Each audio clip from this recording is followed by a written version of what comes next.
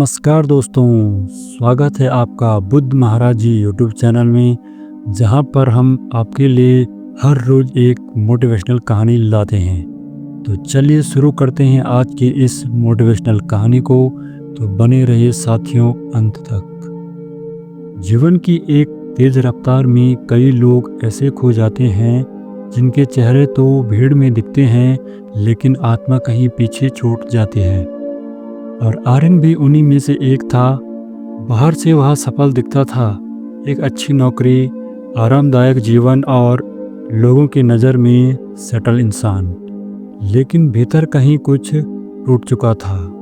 सुबह का अलार्म अब उसे जगाता नहीं था, बस उसकी नींद का एक और अंत कर देता था। कॉफ़ी के घूंट में उसे अब स्वाद नहीं, सिर्फ आदत का बोझ महसूस होता था।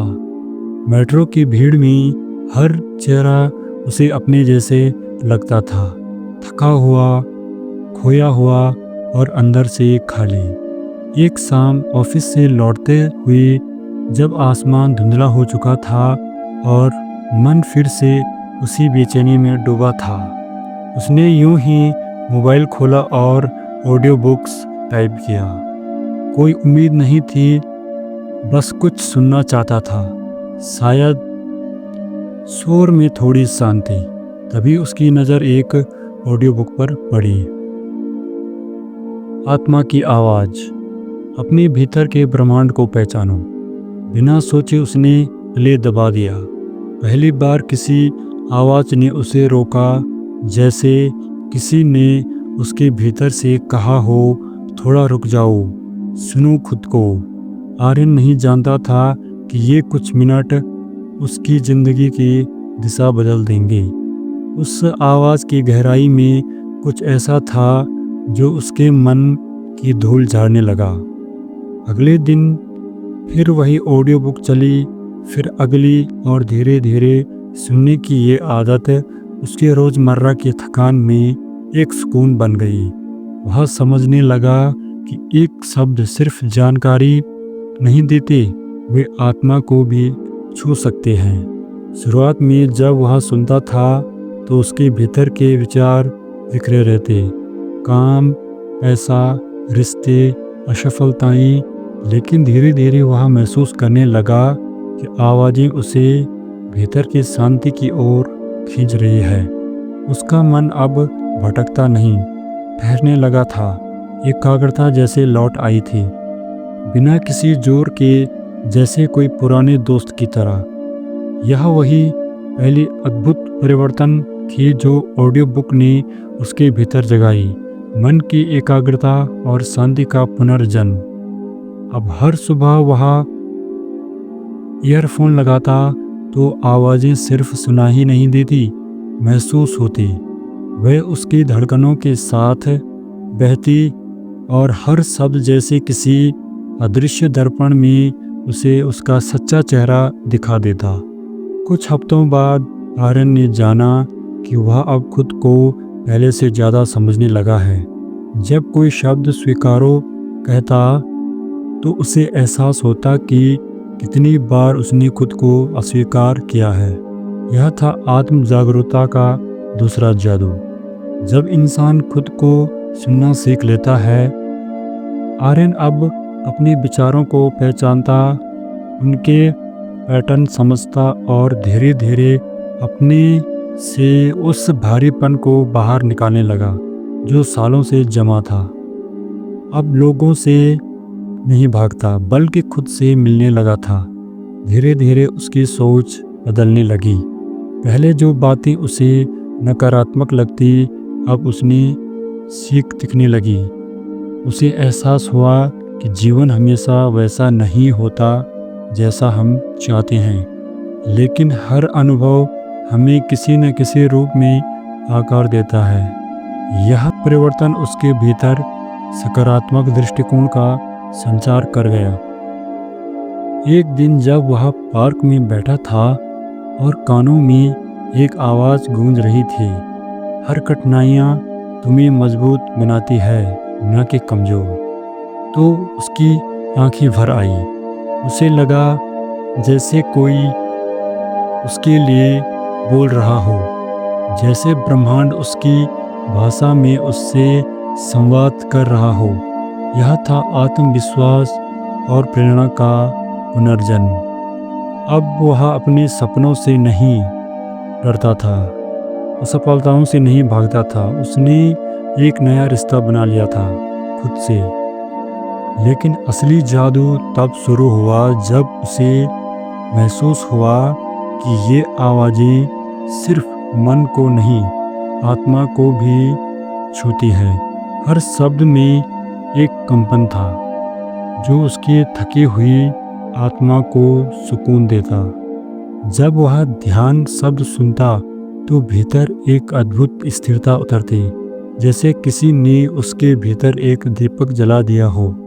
यह वही पल थे जब आर्यन ने पहली बार महसूस किया कि ब्रह्मांड उससे अलग नहीं है, वह उसी का हिस्सा है। ऑडियो बुक उसके लिए अब ज्ञान का स्रोत नहीं, बल्कि आध्यात्मिक जुड़ाव का माध्यम बन चुकी थी। जब वह सुनता, तुम वही हो जो सोचते हो, तो वह अब इन शब्दों को बस समझता नहीं, जीने लगा था। उसकी सांसें अब गहरी होती, उसकी नज़रों में अब किसी और की नहीं बल्कि खुद की रोशनी झलकती। उसने महसूस किया कि किसी शब्द की शक्ति कितनी महान है। वे अदृश्य धागे हैं जो हमारी आत्मा को जोड़ते हैं। आर्यन के भीतर अब एक नई ऊर्जा जन्म ले चुकी थी। उसके चेहरे पर जो पहले थकान थी, अब वहाँ शांति थी। लोग पूछते, कुछ बदल गया है क्या? और वह मुस्कुरा देता, क्योंकि कैसे समझाता कि उसने सिर्फ सुनना शुरू किया है और सुनते सुनते उसने खुद को पा लिया। हर आवाज़, हर शब्द, हर विराम अब उसके भीतर गूंज बन चुका था। वह समझ गया कि सच्ची आध्यात्मिकता किसी मंदिर, किताब या नियमों में नहीं, बल्कि उस क्षण में है जब तुम खुद को सुनते हो। अब वह हर सुबह एक नई ऑडियो बुक चलाता, लेकिन अब यह आदत नहीं, प्रार्थना थी। हर वाक्य उसकी आत्मा को छू जाता। तुम्हें कुछ पाने की नहीं, बस अपने होने की ज़रूरत है। और वह मुस्कुराता, क्योंकि अब उसे अपने जीवन का असली उद्देश्य दिखने लगा था। उसने जाना कि वह अब बाहरी सफलता नहीं, आंतरिक संतुलन की खोज में है। अब उसका दिन किसी लक्ष्य की चिंता से नहीं, कृतज्ञता से शुरू होता था। उसने महसूस किया कि हर आवाज़, हर कहानी, हर शब्द उसे उस जगह पहुंचा रहा है जहां न कोई डर है, न शोर, बस सिर्फ शांति। ऑडियो बुक ने उसे वो सिखाया जो कोई इंसान नहीं सिखा सका, खुद को सुनने की कला और यह एहसास कि सच्ची शक्ति बाहर नहीं बल्कि भीतर है। जब उसने यह समझा तो उसकी ज़िंदगी का हर कोना बदल गया। अब वह दूसरों को भी प्रेरित करता कि सुनो, सिर्फ कानों से नहीं, आत्मा से। उसकी यात्रा किसी चमत्कार से कम नहीं थी, क्योंकि जहाँ पहले खालीपन था, अब वहीं सुकून था। जहाँ पहले बेचैनी थी, अब वहीं उद्देश्य था। और जहाँ पहले शोर था, अब वहीं मौन था, जो बोलता नहीं, बस महसूस होता है। आर्यन अब जान गया था कि कभी कभी जीवन तुम्हें गिराता नहीं, बस तुम्हें रोकता है। लेकिन तुम सुन सको वो आवाज़ जो हमेशा से तुम्हारे भीतर थी, लेकिन जिसे तुमने कभी सुना ही नहीं। और अब वह जब किसी नई ऑडियो बुक को प्ले करता तो उसे लगता जैसे वह किसी पवित्र मंदिर में प्रवेश कर रहा है, जहाँ हर शब्द एक मंत्र है, हर वाक्य एक प्रार्थना। धीरे धीरे उसने यह भी सीखा कि सुनना सिर्फ कानों का नहीं, दिल का काम है।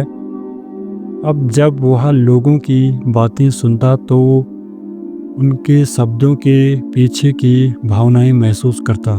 वह अधिक धैर्यवान, करुणामय और जुड़ा हुआ इंसान बन गया था। उसकी आवाज़ में जो पहले बेचैनी थी, अब उसमें एक स्थिरता थी।